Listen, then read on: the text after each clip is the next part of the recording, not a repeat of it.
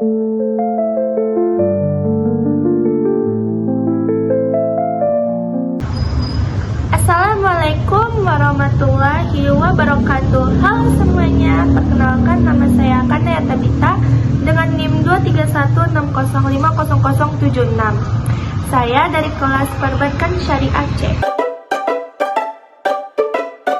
Pada kesempatan kali ini, saya akan membahas secara mendalam tentang bagaimana bank syariah mengelola dana yang kita titipkan. Seperti skema yang sudah tertera yang sudah saya tunjukkan, skema ini menggambarkan tentang bagaimana bank syariah mengelola dana yang mereka peroleh dari nasabah dan kemudian menyalurkannya kembali. Prinsip utamanya yaitu bagi hasil atau profit sharing yang berbeda dengan bank konvensional yang menggunakan sistem bunga. Pembahasan pertama yang akan saya bahas yaitu dari mana ya datangnya sumber dana dari bank syariah. Yang pertama yaitu dari giro wadiah.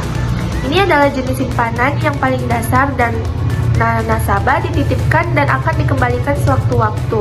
Bank tidak memberikan bunga, namun nasabah bisa menikmati layanan perbankan seperti transfer atau pembayaran. Yang kedua, tabungan mudharabah. Jenis simpanan ini melibatkan kerjasama antara bank dan nasabah. Dana nasabah dikelola oleh bank untuk diinvestasikan dan keuntungannya dibagi sesuai kesepakatan di awal atau nisbah. Yang ketiga, deposito mudharabah. Sama seperti tabungan mudharabah, namun jangka waktunya lebih panjang. Yang terakhir ada equity. Ini merujuk pada kepemilikan saham atau bagian dari suatu perusahaan. Bank syariah bisa memiliki saham di perusahaan-perusahaan tertentu. Seperti yang kita lihat, dana bank syariah berasal dari berbagai sumber dana. Ini kemudian akan dikelola sesuai prinsip syariah yang mengedepankan keadilan dan saling menguntungkan.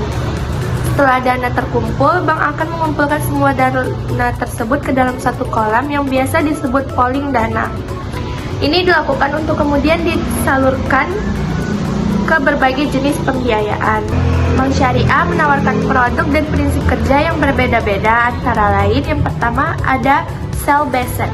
Nah, sell based ini adalah produk yang melibatkan jual beli barang atau jasa. Contohnya ada murabaha, yaitu bank membeli barang terlebih dahulu kemudian menjualnya kepada nasabah dengan harga yang lebih tinggi, yang termasuk keuntungan. Selanjutnya ada salam.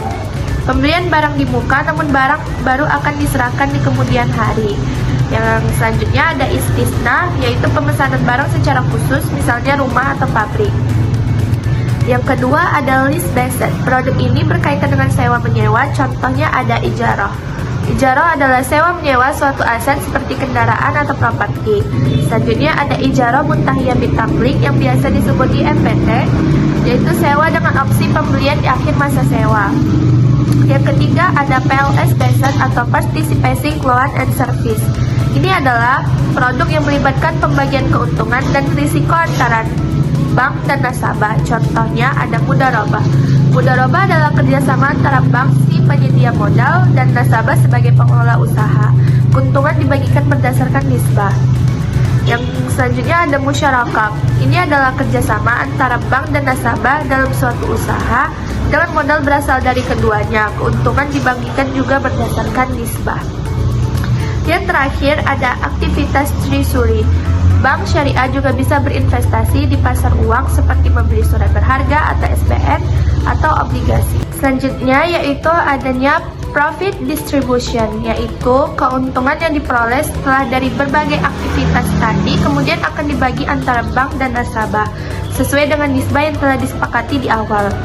Nisbah ini adalah perbandingan antara porsi keuntungan yang diterima bank dan nasabah. Nah, untuk porsi nasabah mendapatkan bagian dari keuntungan yang dihasilkan dari dana yang mereka investasikan. Sedangkan untuk porsi bank mendapatkan bagian dari keuntungan sebagai imbalan atas pengelolaan dana dan risiko yang sudah ditanggung.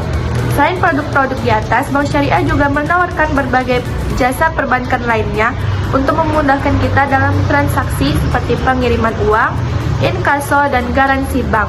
Kesimpulan yang bisa saya ambil dari skema pengelolaan dana bank syariah tadi, yaitu didasarkan pada prinsip bagi hasil dan menghindari praktik riba. Setiap produk yang ditawarkan memiliki karakteristik dan akad yang berbeda-beda, namun semuanya memiliki tujuan untuk memberikan manfaat, baik bagi bank maupun bagi nasabah. Sekian penjelasan dari saya. Jika saya ada salah kata atau penjelasan,